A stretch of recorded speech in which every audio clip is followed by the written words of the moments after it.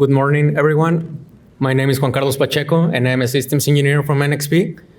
In this session, I'm going to talk about the OpenISA.org organization, and the Vega board, the SDK, and the microcontroller that comes with the Vega board, which is the RV32M1. So everything is contained within the OpenISA.org, but what is OpenISA.org? It's important for us to understand that OpenISA.org is mostly a community for open source ISA enthusiasts who wants to develop and create something. It's mostly for us to gather together and feed the community with a lot of information. So everything started less than a year ago.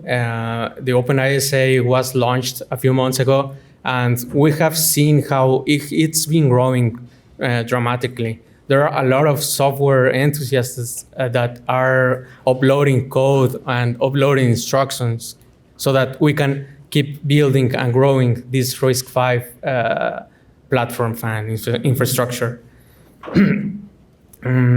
Also, we can find the documentation, the software, and other Vega boards for you to create your own applications.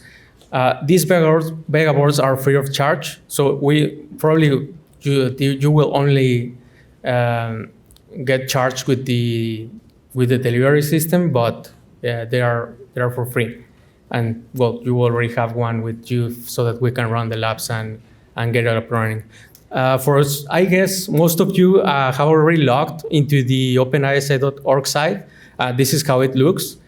You will have the getting started page where you will see videos on and see how to set up the entire environment from Linux or for Windows, Linux, or Mac.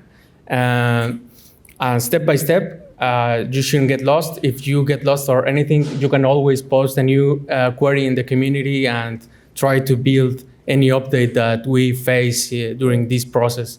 The Downloads tab contains all the software packages, the SDK, the tool chains, and for Linux or Windows or Mac. So the developers includes information of all the partners or all the organizations that are working with this, so you can get more information about the Pulp platform or NXP, how it's being involved, or Sager, or many other companies that are involved with this Vega board and RISC-V implementation.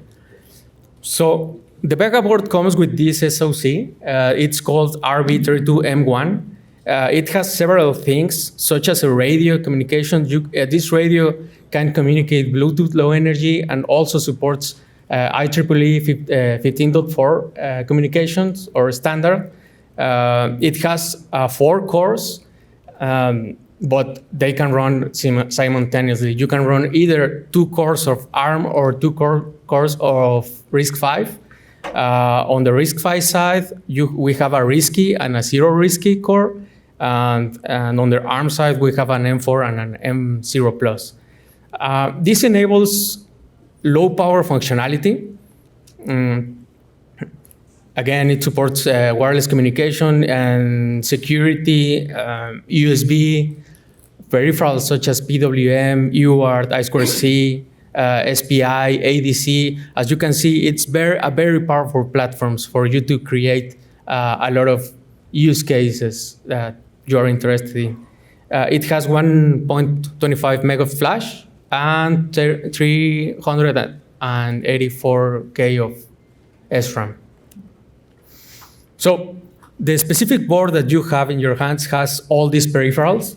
As you can see, we have the Arduino connector so that we can enhance our application with any additional sensors that Arduino already has.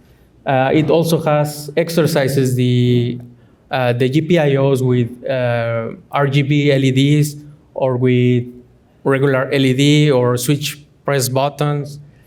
It also has an accelerometer that communicates to the core using I2C. And an OpenSDA interface to debug the platform, but only on the ARM side. With the RISC-V side, we require an external debugger. That's why you all have this J-Link little debugging proof, and the JTAG connector for us to debug using the J-Link. We can see here the development blocks that are used for the development of the Vega board. We have the software side in one section. This comes with the SDK that you can now download in openisa.org, and also the tool chains, which is the GCC, works with GCC and an OpenOCD debugger. And there are other utilities that you can work on to enhance your development. On the hardware side, we have the peripherals, the cord, and debugging port using the debugger proof, in this case, the J-Link. On the SDK, these are the different blocks. We have, at the beginning, the microcontroller, which in this case is the Vega board, well, the risky and the zero risky. We have an RTOS. The SDK comes with FreeRTOS supports and also bare metal. And we have the drivers to make it run. On the stacks, we have stacks for Bluetooth Low Energy and 15.4, also for USB. And another block is for board support, because you can easily change the board that you are using in the future when new hardware comes around. You can easily port your application to a different infrastructure. And at the end, we can see the application that communicates to the stacks and to the peripherals and to the RTOS. On the folder structure, that when you download the SDK, this is what we're going to see. This is the main directory of the SDK. We can see the devices the peripherals and devices that are supported. The boards, which right now you will only see the RV32M1. The RTOS, right now only FreeRTOS on the SDK. The middleware with all the source code and available. The tools for CMake files and so on. And their supporting files for RISC-V. Also, the documentation in here, the getting started, additionally to the videos that we see in the website, there is this document that guides you step by step on how to set up everything in your environment. And also in the hands-on, in a couple of sessions, well, in a couple of hours, I'll help you with all the instructions put together in one presentation, so that you can easily replicate the virtual machine that you have right now on a Linux system in case you want to do it from scratch. On the RV32M1, this is what you will see, the driver codes, the startup code, and you will see the initialization headers and features available for both the risky and the zero risky cores in the stack. You can also initialize either from the 0 one or the risky one with the script. By default, you will initialize with the risky main core. And the zero risky right now, it's mainly used for BLE communication or Bluetooth Low Energy communication. But it can only also be used for other applications as you want to use it. All the demo applications are on the boards folder. So right now, for example, it's the R32M1 folder for this specific board. So when we run the demos with the applications, keep in mind that. So you will find all the applications demo application for a typical Hello World or examples on how to run specific drivers like the SPI, I2C, or UART or whatsoever. In this folder, the boards folder. And also we have the wireless example with Bluetooth, USB, and FreeRTOS examples. And finally, on the FreeRTOS example, this is how you will see the folder structure with all the platform, with the board files, the FreeRTOS configuration file, and the clock configuration file. So remember that the application will run up to 72 megahertz, but you can configure the clock at the speed that you see fit to your application. So right now, this is just an overview of what we will see on the Vega board SDK when we run the examples.